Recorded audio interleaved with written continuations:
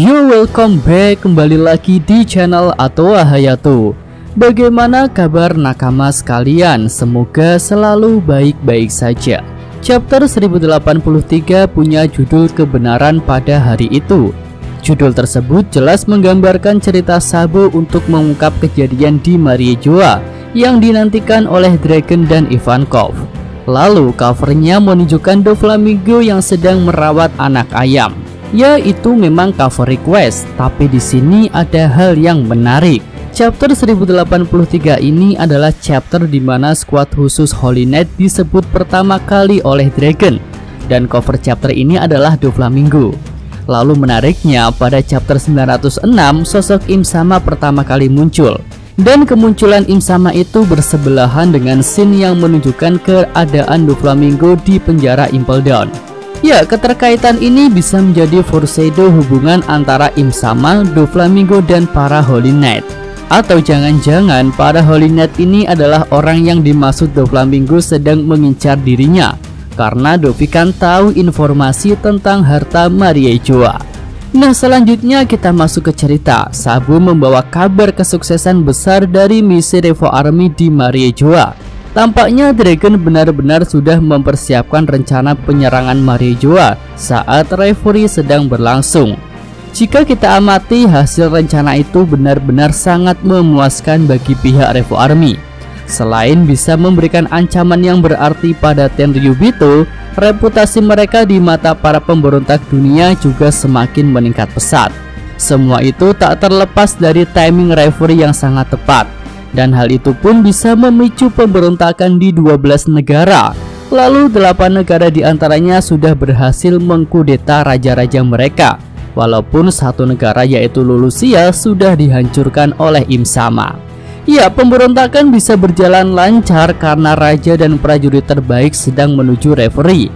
Hal itu membuat sistem keamanan yang ada di kerajaan-kerajaan itu jadi lemah dan mudah ditembus oleh para pemberontak. Selain itu, para pemberontak juga punya semangat yang membara setelah tahu bahwa Revo Army sedang menyerang Mariejoa. Iya, benar-benar timing pergerakan yang sangat tepat dari Revo Army. Nah, setelah kesuksesan besar itu, langkah Revo Army selanjutnya adalah membuat para Tenryubito kelaparan. Setelah membakar cadangan makanan di Mariejoa, Dragon berencana untuk menghancurkan segala suplai logistik yang menuju ke kandang para Tenryubito itu. Hal tersebut akan membuat para Tenryubito merasakan hal yang tidak pernah mereka rasakan sebelumnya, yaitu kemiskinan dan kelaparan. Wah, ini benar-benar skema yang sangat menarik. Para naga langit yang biasanya membuat orang miskin dan lapar kini sedang diserang untuk merasakan hal-hal buruk tersebut. Tapi pergerakan Revo Army ini akan mendapatkan hadangan besar dari suatu kelompok khusus yang bernama Holy Knight. Dragon pun menyatakan bahwa pertarungan yang sebenarnya akan dimulai ketika para Holy Knight bergerak. Nah, para Holy Knight ini menjadi perbincangan hangat, apalagi jika memperhatikan siluetnya yang mirip dengan Shanks. Mimin pribadi sih ragu ya jika itu adalah Shanks ataupun seluruh kelompok bajak laut Akagami. Di video yang lalu, Mimin berpendapat bahwa para Holy Knight ini adalah para pengawal Im Sama yang berasal dari abad kekosongan.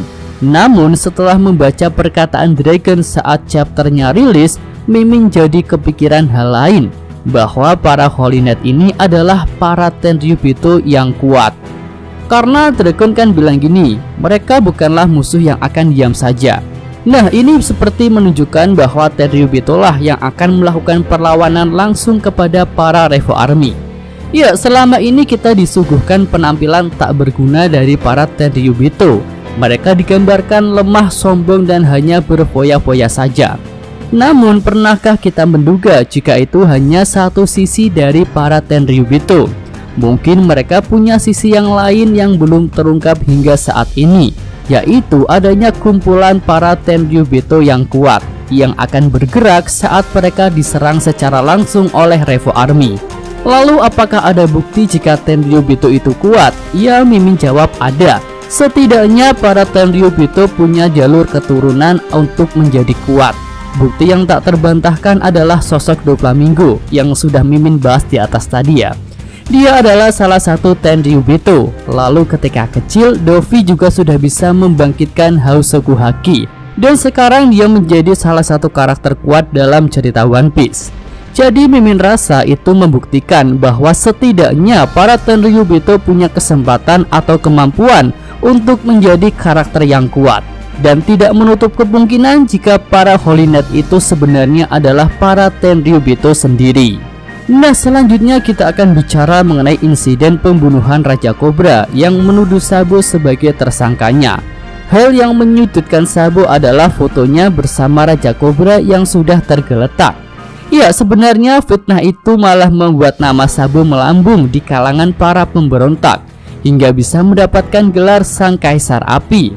Nah, ini menarik. Insiden pembunuhan Raja Cobra yang memfitnah Sabo bisa jadi adalah rencana pemerintah dunia yang ingin menghancurkan reputasi Sabo agar dibenci para penduduk. Tapi ternyata malah terbalik. Reputasi Sabo di kalangan para pemberontak malah naik pesat karena raja dianggap sebagai simbol yang harus dijatuhkan. Jadi bisa dikatakan ini sebagai senjata makan tuan ya, yang malah membuat pemerintah dunia semakin terdesak. Oke, lanjut kita masuk ke cerita Sabo yang menggambarkan pertarungan di Mariejoa. Di sini para Tenryubito panik karena kandang mereka diserang dan makanan mereka dihancurkan. Untuk melawan serangan dari Revo Army, dua admiral turun tangan, yaitu Fujitora dan Green Bull. Namun mereka tak bisa berbuat banyak. Ya, bukan berarti karena mereka tidak kuat ya, tetapi mereka tidak bisa bertarung dengan baik di Mariejoa. Para Tenryubito itu bukannya berterima kasih, mereka malah mengancam akan menghukum para admiral jika sampai mereka terluka karena dampak pertarungan. Iya, benar-benar ngeselin banget itu ya. Dan jika kita perhatikan kemampuan Fujitora dan Green Bull itu kebanyakan damage-nya bersifat area yang bisa menimbulkan kerusakan besar. Contohnya ya jelas meteor Fujitora bisa membuat lubang besar di Pulau Grand Beat. Lalu jika Fujitora mengangkat puing-puing juga akan menimbulkan kerusakan yang besar. Dan bisa jadi para Tenryubito malah akan terluka karena puing-puing itu. Sementara Green Bull tak usah ditanyakan lagi, dia itu kan pengguna logia yang bersifat alam. Pasti jika dia bertarung akan sangat berpengaruh ke lingkungan alam sekitarnya. Dan jika Green Bull serius, mungkin Mariejoa bisa jadi hutan belantara. Oke, lanjut kita masuk pada poin terakhir tentang kemunculan Raja Cobra yang akan menuju ruangan para Gorosei. Nah, sepertinya Raja Cobra sudah melakukan suatu hal yang membuat para Gorosei menghabisinya. Atau mungkin Raja Cobra memang sudah diundang untuk dihabisi karena dia adalah salah satu cahaya yang harus dihapuskan. Ya, tentu kita masih ingat ya jika keluarga Nefeltari dianggap sebagai pengkhianat karena sebenarnya mereka itu adalah salah satu Tenryubito atau para pendiri dunia. Tapi leluhur mereka malah memilih untuk tidak tinggal di Mariejoa. Lalu di chapter 908, para Gorosei menyatakan bahwa Raja Cobra tahu suatu informasi. Dan informasi itu bisa membuat keadaan dunia yang kacau jadi semakin kacau. Nah, kira-kira hal apa yang sudah diketahui oleh Raja Cobra? Apakah itu berkaitan dengan abad kekosongan?